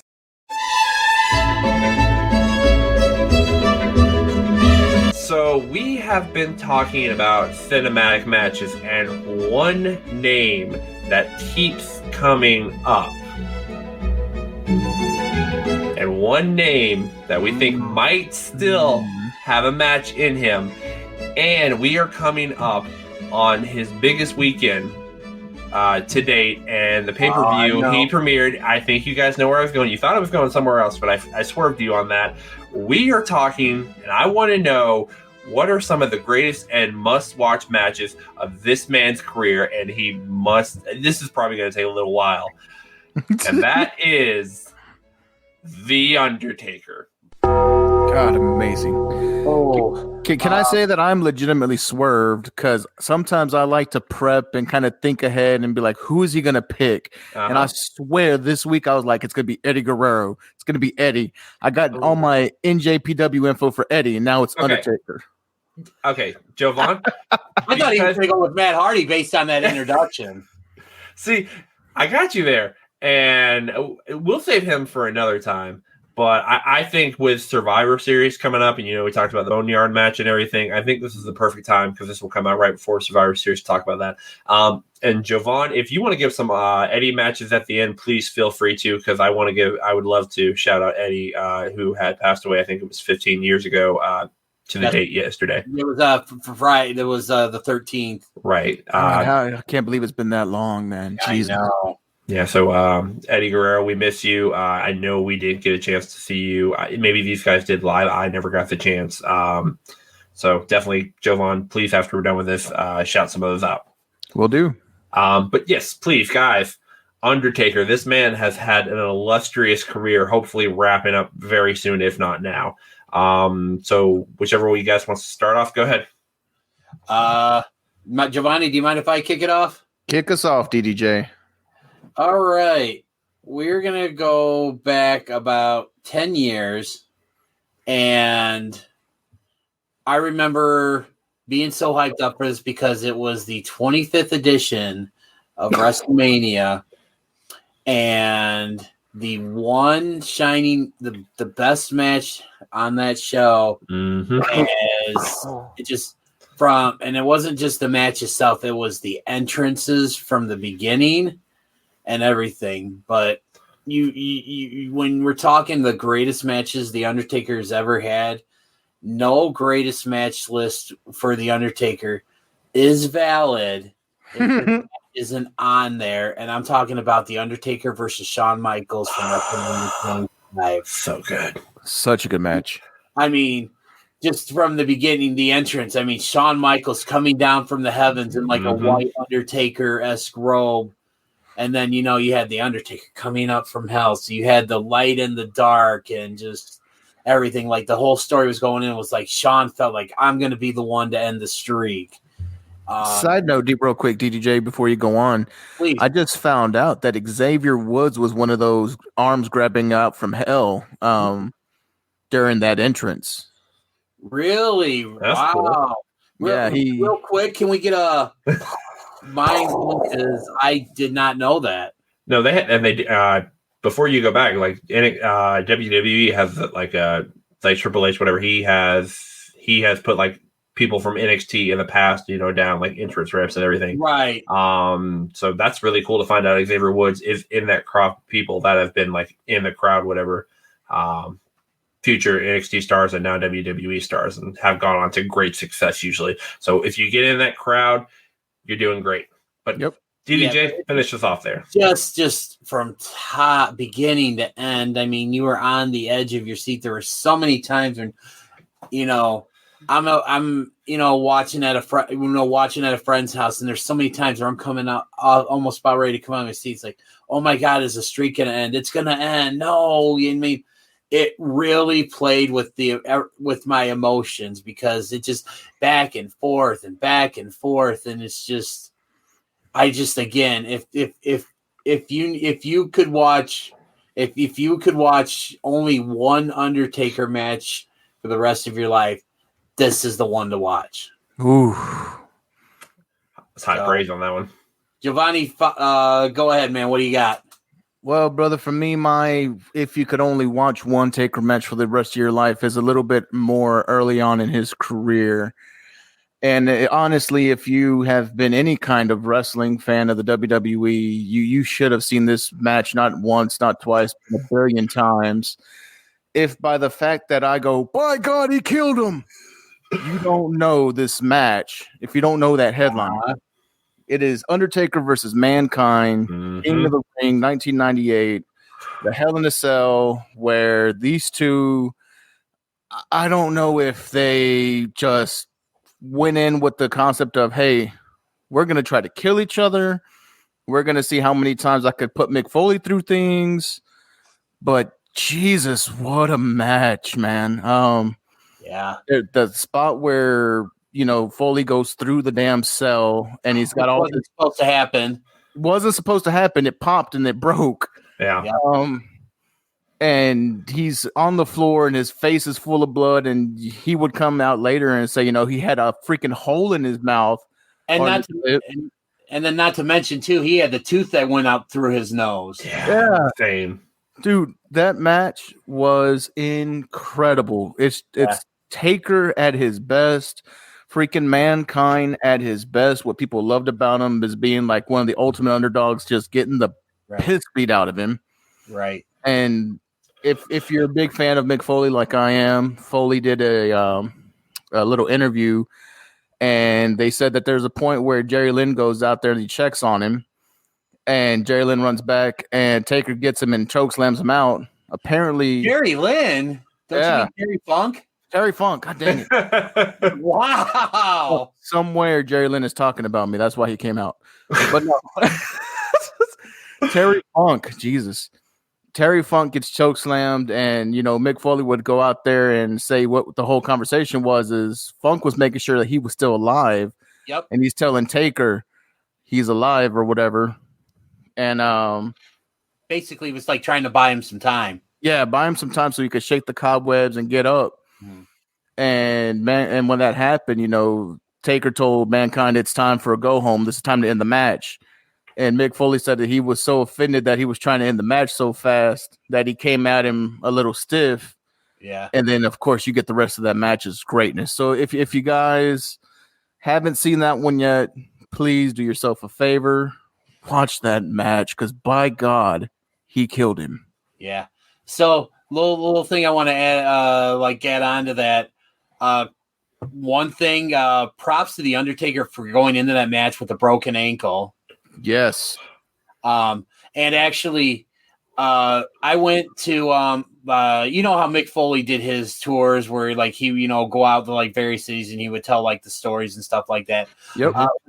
My birthday 2 years ago, my wife actually bought us tickets to go see Mick Foley do an appearance at Zany's Comedy Club out in Rosemont, Illinois. And it was the kickoff to his tour that he was doing for the 20th anniversary of this match. So basically, I got to sit there and listen to him tell, stories about that match. And I mean, man, it was just so cool to just get the insight from him, what was going through his mind. And another thing I don't think a lot of people knew about this Vince was against the idea of them starting the match on the top of the cage. Yes. And basically, Foley lied to him, basically saying, "Oh, I climbed up the cage and up there, it's going to be fine." Foley admitted at this show, he lied to Vince there to get that because to start the match at the top and that. So I mean, it was just really cool to get the background on that story. And then you mentioned about Terry Funk coming out, not Jerry Lynn, Terry Funk coming out and basically getting chokeslammed out of his shoes. Yes. Yeah. And it was basically to buy Foley some time. It's just oh God, it's just I'm thinking about him going through, being hurled off the cage and going through the table, and then just when he got chokeslammed through the cage, and and that chair literally came down right on top of him and knocked him out. Yep. Yeah. He looked like in a car crash. When he landed, he looked like he was dead. Yeah, and basically, and not to mention, he also went through thumbtacks later in that match. And let's not forget, he also came back later in that night to get involved in the Stone Cold Steve Austin Kane First Blood match. Yes. So Foley's night was not over after that match. So that match just really just testified, or just I don't know if I say testified, or just really just showed the world just how tough Mick Foley is. Yep. I agree on that one. So for my next match, it's going to be a combination of the match I talked about and the match Jovanni talked about. I'm taking another Undertaker versus Shawn Michaels match, but I'm going back a little further than Jovanni, and I'm going to the very first Hell in a Cell match. Oh. Between Undertaker and Shawn Michaels. This was the first time we had seen this structure. When we first heard about this, nobody knew, what's Hell. We heard, they're going to fight Hell in a Cell. Everybody's like, what is this? And then when Bad Blood went on the air and you saw that cage, you're like, yes. Just in awe of just how big this structure is. And the reason why I went with this match is because, again, Undertaker and Shawn Michaels never had a bad one-on-one match. Notice I said one-on-one match because I'm not including the tag match from Saudi, from Saudi Arabia. I even go back to when Undertaker and Shawn Michaels fought in the casket match at the 1994 Royal Rumble, which basically was, the match that, or not 1994, 1998, excuse me. I'm sorry. That was the one for, anyways, I'm getting myself confused. It's late, whatever. But the casket match they would have at, the 98 Royal Rumble when Michaels injured his back and basically wound up, after WrestleMania taking 4 years off. But again, it was a great match. I mean, it was really physical. They fought on top of the cage for a little bit. They had, Shawn Michaels took the first big bump off the cell, although he was like halfway down the cell already. So yeah, they're just to today's standards, it was kind of, tame. And it's by no means any indication that the spot itself was, because again, for anybody to take that, it's something.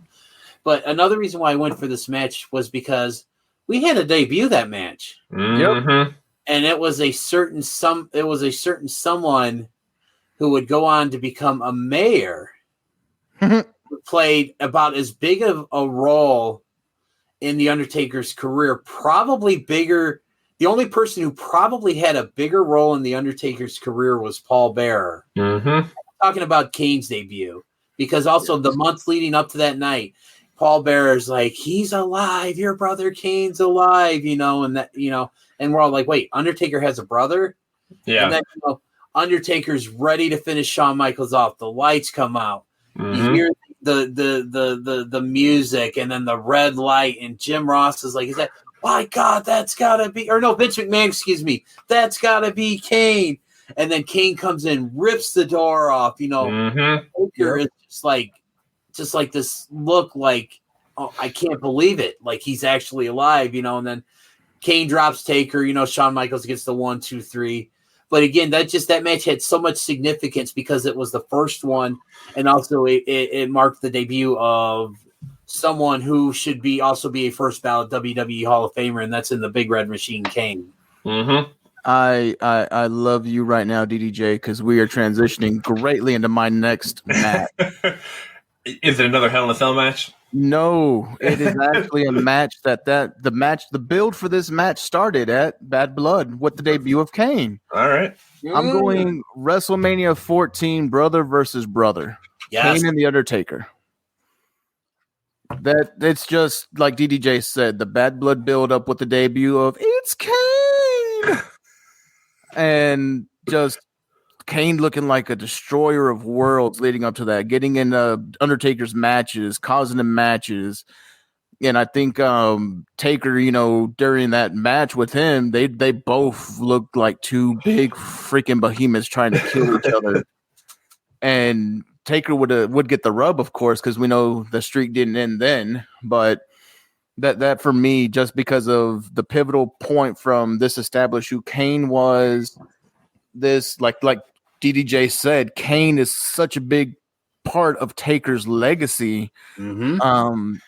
Not that I don't think Taker could have gone to where he did without Kane, because he did have a lot before and then a lot after him and Kane, but then they got back together with the Brothers of Destruction. Mm-hmm. But it just gave him that rival, or at least a constant rival, where you always felt like Kane had a fighting chance at taking out the Undertaker. So WrestleMania 14, Taker versus Kane. If you haven't seen it, give it a watch. Yes. Okay. And then I got one more, and then and it's going to be one that not a lot of people, I think, really give this match the credit it deserves. No, it's not another Undertaker versus HBK match. I'm going to not that, but like just honorable mention.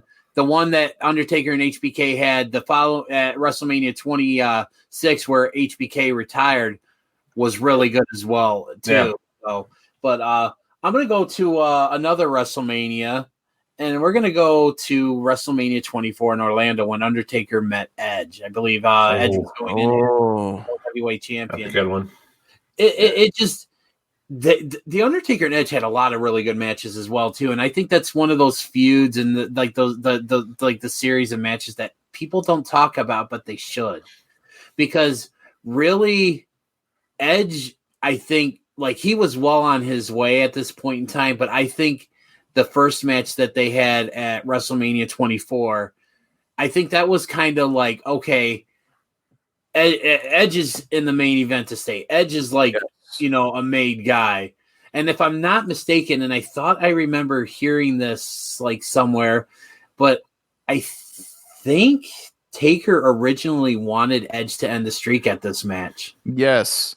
Edge said that in a documentary, that Taker wanted him to be the one to break the streak during that match.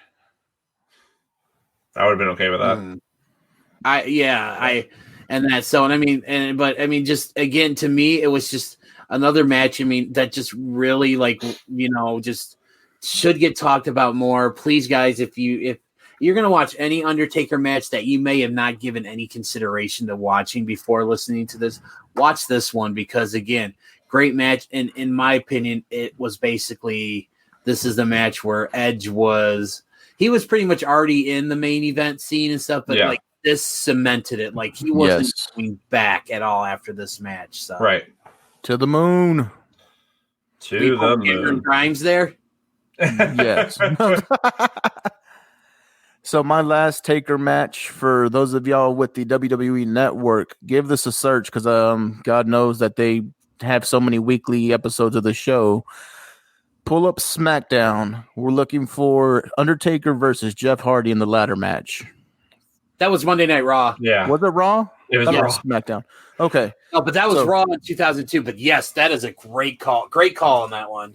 For that one there, it was for the Undisputed at the time? Yep. Yeah, that ugly belt. I'll never liked that belt design. That match had so much just amazingness in it. To me, it was trying to set up Jeff Hardy to be a main eventer, to kind of give you the feeling like he could do it. He could be a main eventer. Taker gives him the rub. Taker wins, but Hardy gets the rub because, it's the whole the respect afterwards that's shown. Yep. But that match, it's amazing. That's a great call. And see, and the thing about that match is And again, this is kind of, I think, what every wrestling match should aspire to accomplish is the Undertaker went over, but Jeff Hardy got over. Yes. And again, that's what you always want in your matches. And I think Bully Ray is like a big believer in that there, where, you know, so-and-so may have won the match and win over, but the guy that he beat got over. Yeah. Great call on that one. Thank you. I agree. You're welcome. So guys, thank you for the Undertaker matches. I have seen almost all those. But still, great matches. I think anybody who hasn't seen those, please go out of your way and watch those. But before we got started with class, Jovan, you mentioned one late, great Eddie Guerrero. Go ahead and shoot us off a few of his greatest matches we need to watch and appreciate. I'm going to give y'all some that I've kind of picked out that were my favorite Eddie moments, man. And I have a small story, an Eddie story, if you guys want to hear it after. Go ahead. But we're going to go 1995 ECW, the 2 out of 3 falls match with Dean Malenko. Favorite. Yes. This is both of their swan songs in ECW. Yep. It ends in a double pin. So basically they both are the winners. Then you have the whole like farewell. Yep. That to me, that's definitely a big shining point because these two were friends, are friends. And when you're working with your friends, everything looks crisper. You're a little bit heavier. These two just technicians in the ring. It to me, it was amazing, guys. The storytelling, the mat work. Watch this match, please. If you have not, find it. Okay. Going into the next one, we're going to go into NJPW. Once again, like I said, when you work with your friends, you kind of have a feel out for them, and you kind of work a little stiff. And then New Japan has always been known as being a little stiff. Right. You're going to want to look up a match from 1994, which would be Eddie Guerrero. I'm not sure if he was the Black Tiger Mask. I think it was. But it's him and the Pegasus Kid, which we would know as Chris Benoit. Right. I believe he was wrestling as I don't believe he ever wrestled as Eddie Guerrero in New Japan. I think he was always the Black Tiger. I could be wrong though. Yeah, he could. I think it was the Black Tiger, but the Black Tiger and Pegasus Kid, yes. Just ring technicians, man. Eddie Guerrero and Chris Benoit, they could fight forever, as they say. That amazing talents that lined up with each other really well. Mm-hmm. Last one, of course, the one that everyone's probably seen if you're a big time Eddie fan, the No Way Out match with Brock when he wins the belt, the emotions, the kiss to the mom at the end. That's an amazing feel good Eddie moments. Definitely one worth watching if you haven't seen it and you are an Eddie fan and you came in a little later, either after he passed or you're kind of trying to go back and watch some good stuff. Watch that one there, No Way Out 2004 against Brock Lesnar. Right. One honorable mention, because like I said, I was hoping that we would do Eddie. Last honorable mention would be Judgment Day 2004 against JBL.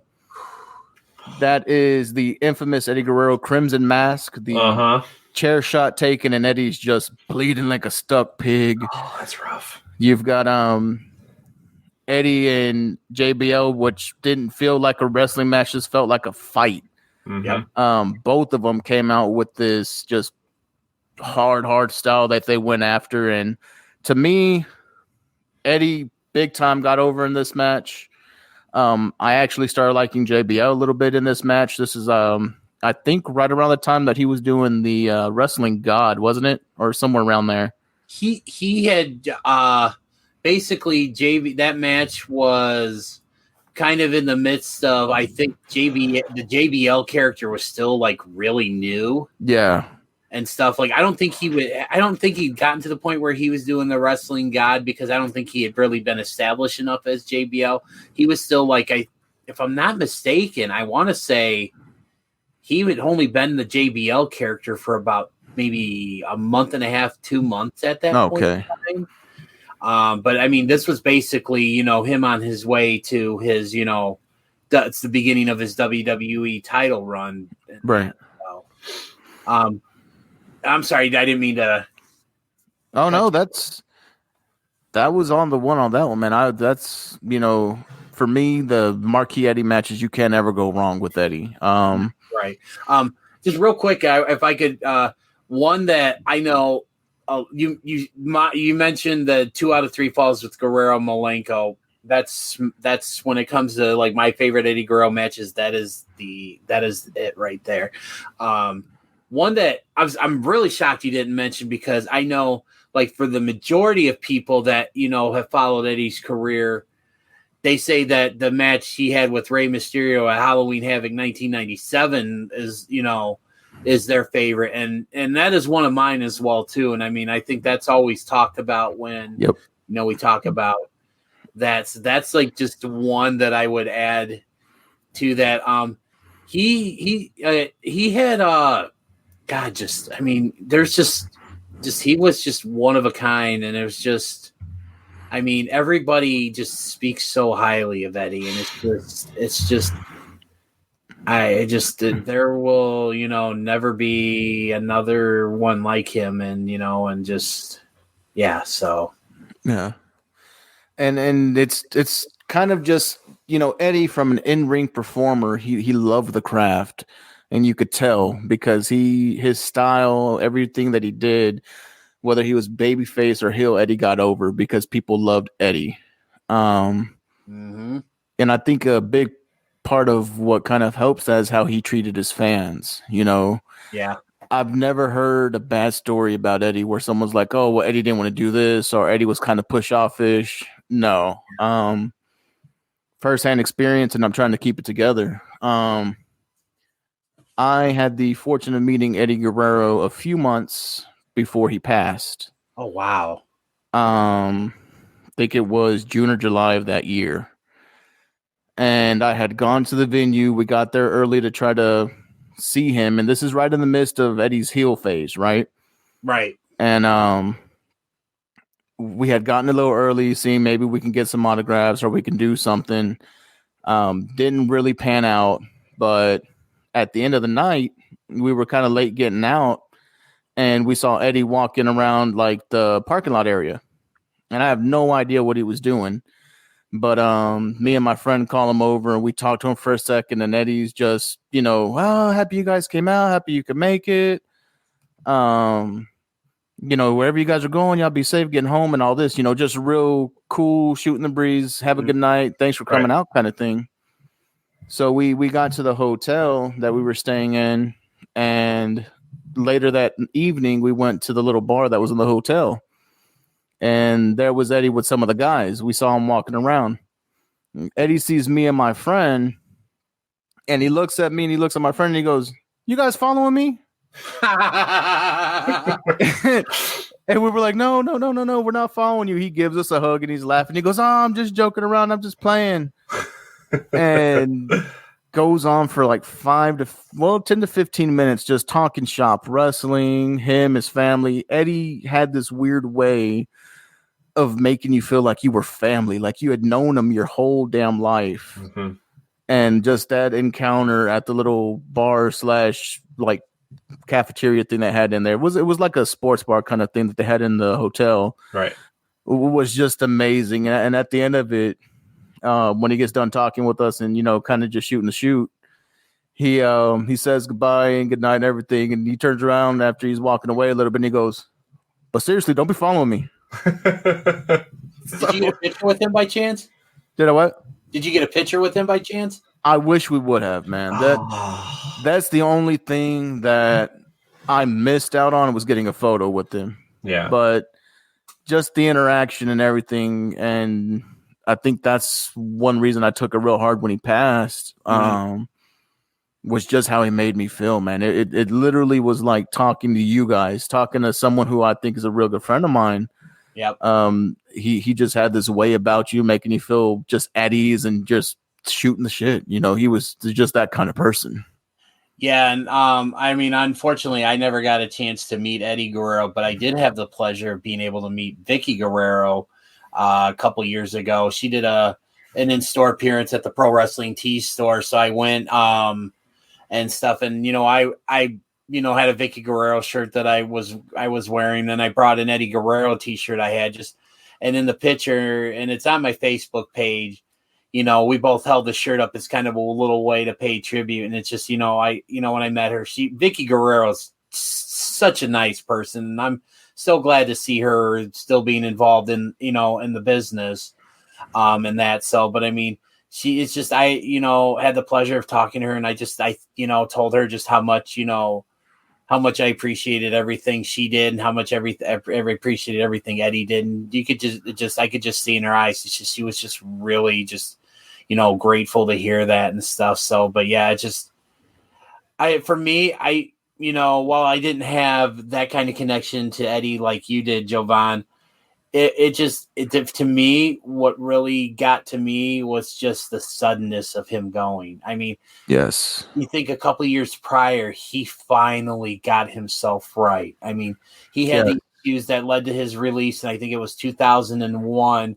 And I mean, it was elaborated on the episode they did of him on Dark Side of the Ring, where he was just really just big, still like just heavy into the drugs and everything, but just, I remember when he came back in 2002 and just hearing the stories, it's like, oh, he got himself clean and everything. And he was on the straight and narrow. And the one thing I always heard about was on that infamous plane ride from hell, where everybody was just, going crazy and stuff.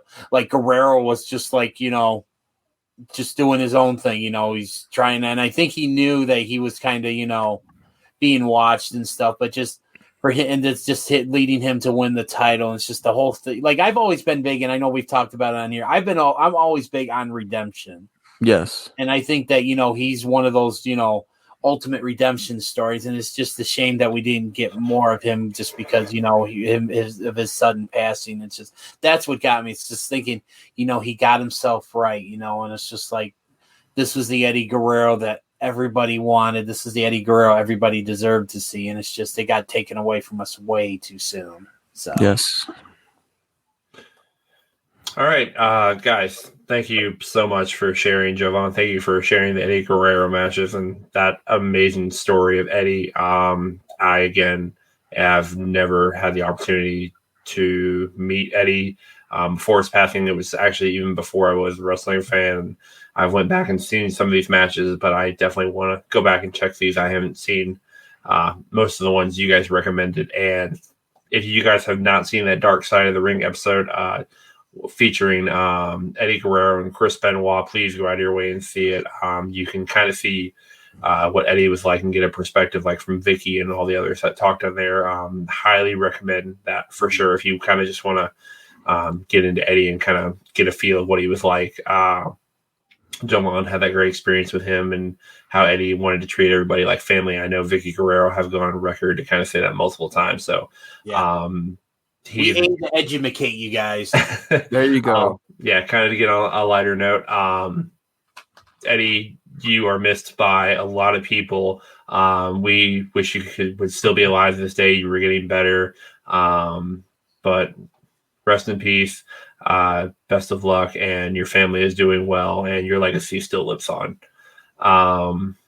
But guys, that is the end of this episode of the Junkyard. I know we went a little bit long tonight. I think we had some good information to share and kind of discuss.